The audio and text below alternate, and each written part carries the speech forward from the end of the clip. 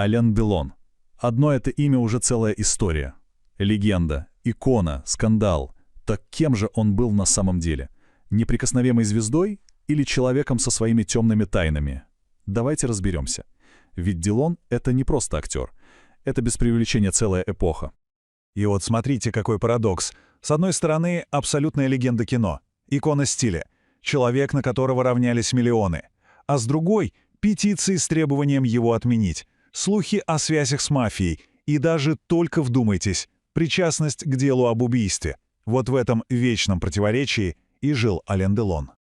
Итак, как же все начиналось? Его появление в кино было похоже на взрыв. И что самое забавное, его неземную красоту поначалу считали чуть ли не помехой. Но именно она в итоге и стала его визитной карточкой.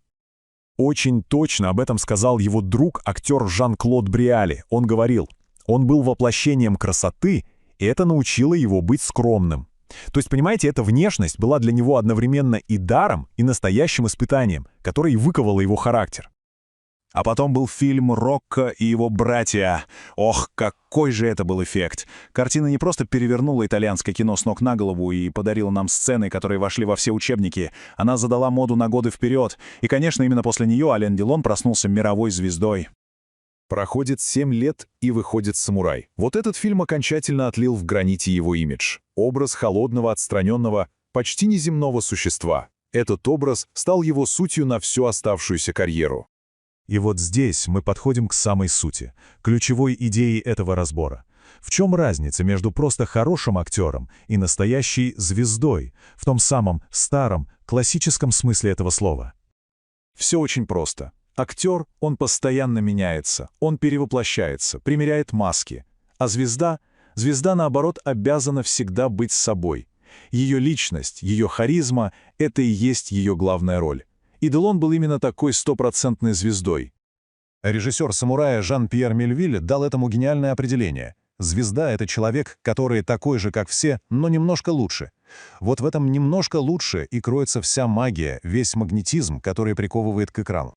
По сути, как и великие звезды Голливуда вроде Богарта, Делон всегда играл вариации самого себя.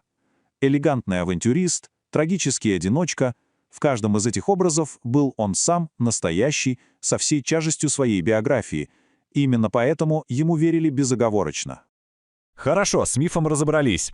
Но что же за человек скрывался за этим безупречным отполированным фасадом? Давайте заглянем за кулисы. Ведь когда смотришь в эти знаменитые пронзительные голубые глаза, невольно думаешь, откуда в них столько холода и печали? А ответ, как это часто бывает, кроется в его детстве. Ну, безоблачным его детство точно не назовешь. Только представьте, после развода родителей он попадает в приемную семью, где отчим, тюремный надзиратель, постоянное чувство одиночества, его выгоняют из 5 школ за год, потом армия с жесточайшей дисциплиной. Все это и создало того самого Делона, которого мы знаем. Личная жизнь тоже была сплошной драмой, а история с актрисой Роми Шнайдер, их разрыв стал для него раной, которая, кажется, так и не зажила. Говорят, он до конца своих дней разговаривал с ее фотографиями. А теперь самый громкий скандал. Перенесемся в 1968 год. Делон на абсолютном пике славы. Кажется, ничто и никто не может его коснуться. И тут, как гром среди ясного неба, находят труп его телохранителя. Убийство при очень загадочных обстоятельствах. Но дальше больше. Всплывает какое-то предсмертное письмо, где убитый якобы во всем обвиняет актера. И вот уже имя величайшей звезды Франции полощут в прессе в связи с уголовным делом. Казалось, это конец карьеры. Но тут происходит нечто совершенно невообразимое. В дело вмешивается лично президент Франции Шарль де Голль. Он произносит в суде всего одну фразу. И дело закрывают. Просто представьте себе масштаб личности Делона, если ради него в правосудие вмешивается глава государства. Но Делон — это не только кино и скандалы. Его влияние на культуру, и не только французскую, было просто огромным. Просто несколько фактов. Он научил целое поколение мужчин носить тренч. Считается, что его роль в фильме «Двое в городе» сыграла не последнюю роль в отмене смертной казни во Франции. Ну а имя его героя Рокко зажило своей собственной, весьма неожиданной жизнью в поп-культуре. Есть один очень показательный и трогательный момент. Прошли десятилетия. Каннский кинофестиваль. Идет показ отреставрированной классики, фильма «Леопард». И в зале сидит он, уже пожилой, всегда такой невозмутимый Ален Делон, и плачет. Что он чувствовал? Его партнерша по фильму, Клаудия Кардинале, сидела рядом. И он шептал ей на ухо: «Все умерли, все. Мы одни остались с тобой». В этой фразе вся боль от ушедшей эпохи, от того, что он остался последним из своего мира. Ну и, наконец, финал этой невероятной жизни, его последние годы и его уход. Даже здесь Делон все сделал по-своему.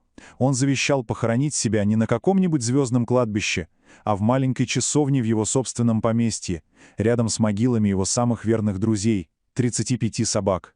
Этот финальный жест, пожалуй, лучше всего говорит о том, каким он был человеком. Он прожил жизнь и ушел на своих условиях. И в конце вопрос, над которым стоит подумать. Делон был продуктом своего времени, настоящей звездой старой школы, почти божеством. Сегодняшний мир другой, сегодня знаменитости стремятся быть ближе к народу, актеры постоянно меняют образы. И вот вопрос, в нашу эпоху возможно ли в принципе появление такой фигуры, как Ален Делон? Или он и вправду был последним? Напишите в комментариях, какой фильм с Аленом Делоном вам запомнился.